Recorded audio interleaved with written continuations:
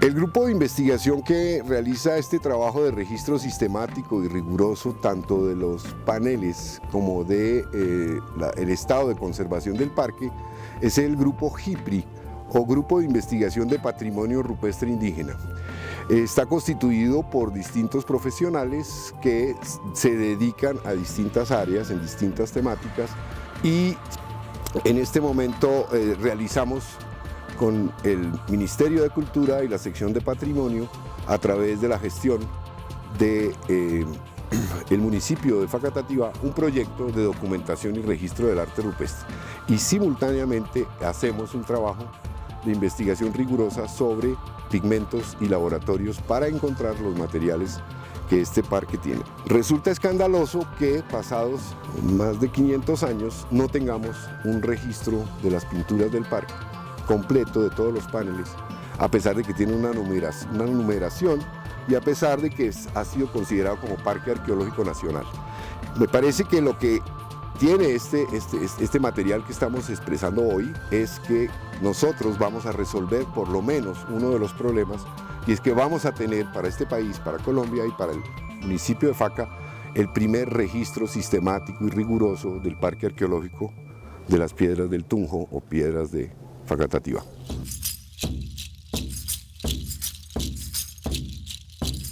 El Parque Arqueológico Piedras del Tunjo hace parte de la sabana de Bogotá, un antiguo lago que se sedimentó, y en su parte noroccidental encontramos esta área con muchos afloramientos de rocas de origen terciario, cretáceo, afloramientos que han sido utilizados para muchos quehaceres de los asentamientos humanos desde tiempos precolombinos.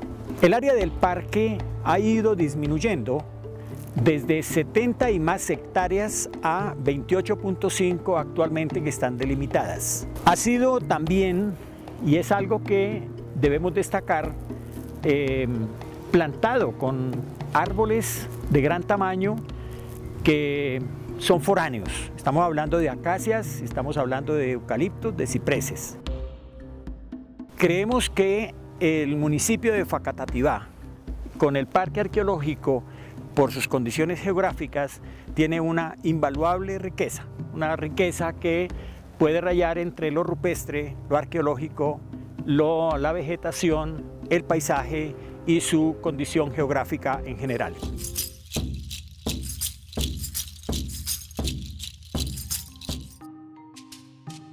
En Facatativá tenemos un sector de rocas muy complejo, lleno de pinturas indígenas en ocres. Es decir, desde hace 12.000 o 14.000 años podemos tener ocupación del territorio, y tenemos certeza de que hace 5.000 años para acá tenemos manejo de pigmentos tanto blancos como rojos, y que es probable que la pintura proceda desde esos periodos hasta los periodos más tardíos. Por lo tanto, es un equívoco imaginar que solamente se trata de arte rupestre muisca. Esto no es posible. No es posible entenderlo porque hay más datos arqueológicos que nos muestran la complejidad de la ocupación del territorio. Lo interesante y lo dramático de la situación del Parque Arqueológico de Facatativá es que es un sitio completamente lleno de pinturas indígenas, de pinturas rupestres, pero que además no tiene arqueología. Hay muy poca información sobre ocupación, momentos de ocupación, uso del suelo, periodos de cacería, de recolección o de agricultura en el territorio. Sabemos que en la zona de Facatativá tenemos una intensa ocupación en el sector de Pueblo Viejo, en otros sectores del municipio se han hecho prospecciones arqueológicas y excavaciones que nos muestran una alta ocupación, pero es muy interesante que a pesar de este ser el primer parque arqueológico del país, no tengamos excavaciones suficientes que nos permitan tener cronoestratigrafías y permitan decirnos en sentido estricto cuál fue el primer momento de ocupación y cuáles son los periodos sucesivos de ocupación de la zona. Indudablemente, esto es importante si queremos entender cuál es el contexto general del arte rupestre, que también es un material arqueológico.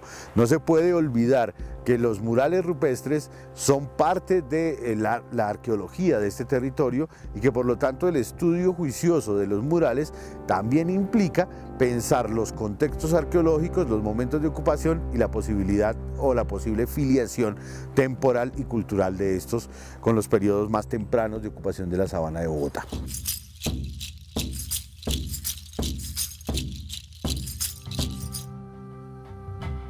Parte de la documentación que se lleva a cabo en el parque está fundamentada en el registro fotográfico. La finalidad de las fotografías que se toman en cada roca es lograr de alguna manera recuperar una cantidad de detalles que no se ven a simple vista cuando uno se acerca a la roca. Entonces, cuando se hacen los montajes fotográficos, lo que estamos buscando de alguna manera es empezar a realzar esos pigmentos rojizos para poder lograr ver cómo se componían los murales y los paneles de las rocas, cuáles eran los detalles, cuáles son los dibujos que componen esos murales, para de alguna manera darnos como una visión mucho más clara de qué son los dibujos, qué son los pictogramas que componen esas rocas y cuáles son las particularidades que cada una de ellas tiene.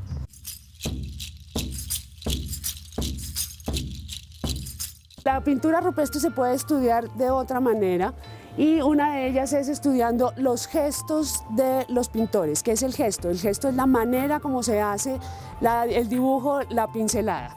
Aquí vemos claramente que hay varios tipos de gestos. Uno que es mucho más suelto, en donde se cree que la persona que está haciendo esa pintura está siendo mucho más emotiva, mucho más sensible, que lo podemos ver en ese tipo de línea en donde no hay ningún rigor, sino que es absolutamente suelta. Mientras que en este tipo de pintura vemos que hay un simbolismo en donde los gestos y las líneas son mucho más rectas, mucho más rígidas, que no llegan a motivar o hacer una expresión sensible del pintor. Ellos no pintaban todo dactilarmente. Hay unas que se ven que es dactilar, o sea, con el dedo, porque se ve el grosor. Eso lo podemos ver en esta. Incluso ahí se ve la huella donde empieza la pintura y cómo la termina, pero si vemos dibujos como estos, vemos que el grosor del dibujo nunca es el de un dedo. El grosor del dibujo tiene que ser de un pincel. Pero además hay otros pinceles que tienen que ser pinceles mucho más delgaditos, que incluso si lo comparamos con lo actual podría ser como plumillas, que es este tipo de línea, que es una línea absolutamente delgada. Entonces es interesante saber que no se pintó solo con el dedo, que esto no era al azar, sino que era pensado, en donde tenía todo un estudio de las herramientas. Además se ven diferentes calidades de pintura, y eso se debe a que es distinto pintar con un dedo, debido a que el dedo tiene un grosor, tiene una grasa, entonces la pintura tiene que estar puesta y hecha de una manera distinta que si yo voy a pintar con un palo. Si voy a pintar con un palo, la pintura necesariamente tiene que ser mucho más espesa.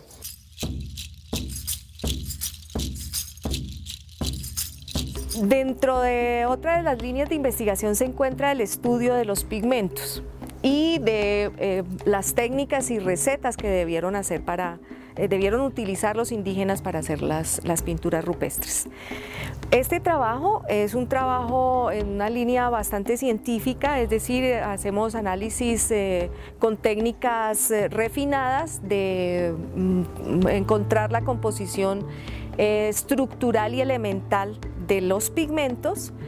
Realizamos también estos análisis para identificar los tipos de deterioros que aparecen, para identificar el tipo de sustrato rocoso y para identificar distintos tipos de pigmentos. Luego de estos análisis se pasa a hacer un análisis estructural, es decir, la composición molecular de estos mismos materiales, para saber qué tipo de minerales fueron utilizados o cuál es la composición mineralógica de la roca o del tipo de sales que encontramos aquí o esas concreciones que van apareciendo por encima de las pinturas. También utilizamos técnicas como la microscopía electrónica para comparar y corroborar los resultados que se pueden tener, por ejemplo, en la fluorescencia de rayos X. Allí se hace una visual muy microscópica a niveles muy pequeños de tamaño para saber cómo es la forma, la superficie de esos elementos. Nuestra idea es hacer algunos análisis petrográficos, hacer secciones delgadas para identificar los minerales y hacer una comparación y una ayuda entre todas estas técnicas para encontrar definitivamente, si es posible, una identificación de los pigmentos y de las posibles materias primas utilizadas.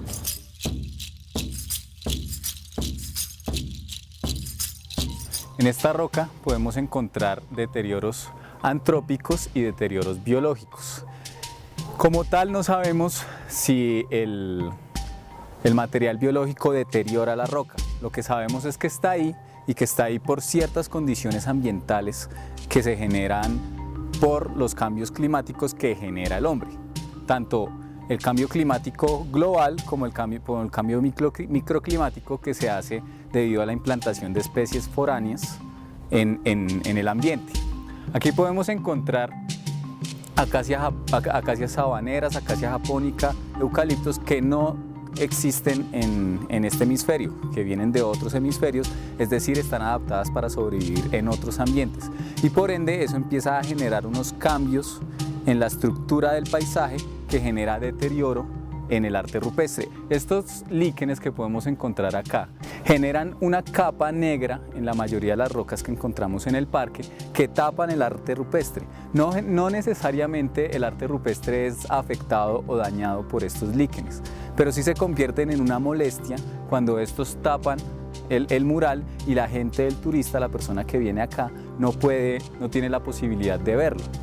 Y este cambio, todos estos líquenes que se generan acá, son gracias a estos árboles que hay alrededor, que generan sombra, generan condiciones de humedad, que hacen que estos líquenes puedan proliferar y pues tapen el mural. Realmente los líquenes no generan ningún daño en el mural, pero sí son una molestia, y hoy en 2013 en el Parque Arqueológico están cubriendo muchos de los murales del parque. Otra de las afectaciones que se genera en el Parque Arqueológico es desafortunadamente los grafitis hechos por las personas que pueden vivir en el municipio como que vienen de visita. Si podemos ver acá, encontramos un mural de arte rupestre y un grafiti que pasa por encima del mural de arte rupestre y por lo tanto genera un deterioro mucho mayor que el que se podría generar con el tema biológico.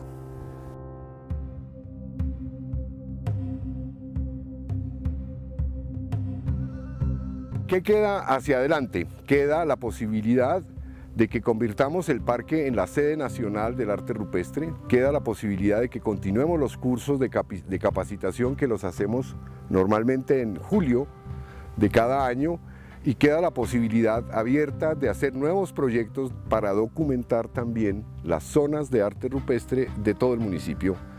Establecer igualmente convenios de cooperación con Albán, con Boyacá, con las zonas, digamos, de Tierra Caliente hasta las zonas de San Francisco, todo lo que puede ser la zona de Gualibá, que nos vayan trayendo información para que en la sede nacional tengamos todos los documentos y las bibliotecas fuera de los aportes que ya están previstos de cooperación internacional.